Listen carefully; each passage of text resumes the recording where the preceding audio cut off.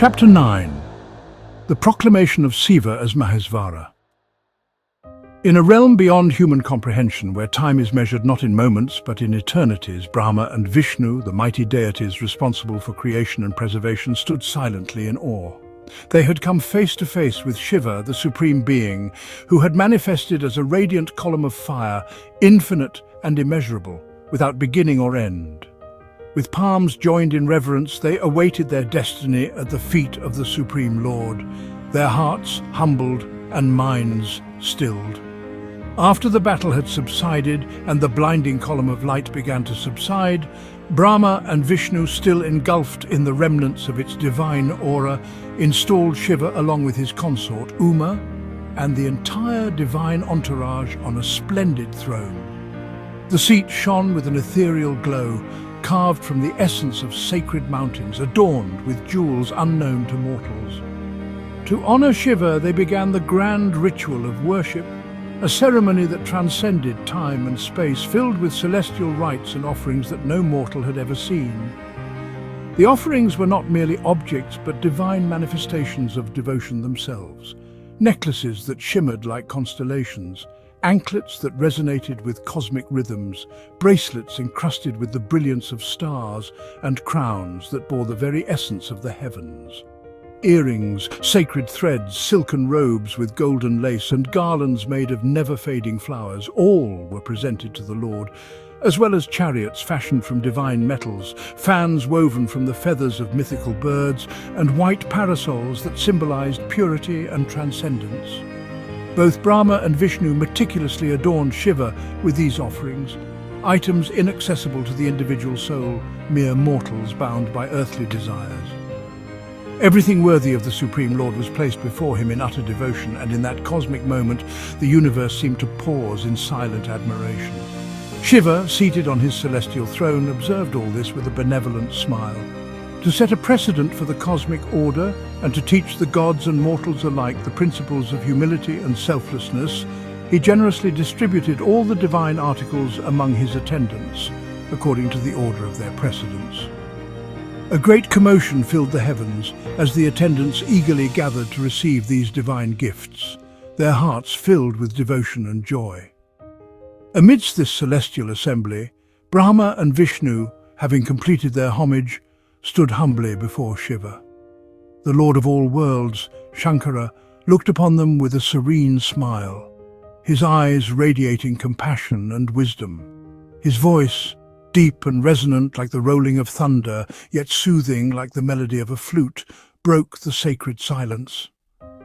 "Dear children," he said, "I am pleased by your devotion and the worship you have offered on this day.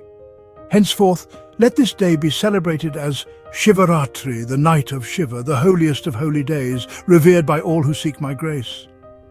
Shiva continued, "On this day, he who performs the worship of my phallic emblem, linga, and my embodied image with true devotion shall be blessed with the power to sustain and maintain the universe. The devotee must observe a strict fast throughout the day and night, restrain the senses, and worship with flowers and pure offerings.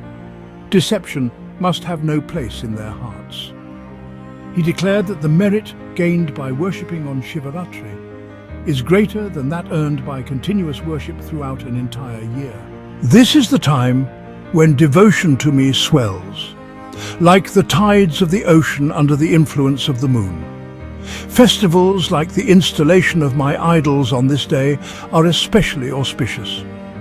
Shiva spoke of the time he had manifested as the column of fire under the Ardra star in the month of Margashirsha, November-December. "He who sees me on this day under the Ardra star in the company of Uma and worships my linga or embodied image is dearer to me than even Guha, Kartikeya. On that auspicious day, even the sight of Shiva brings divine results.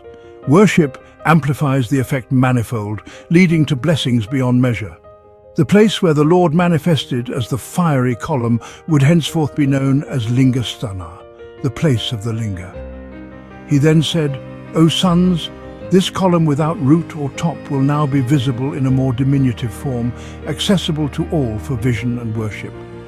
The phallic emblem confers enjoyment and liberation.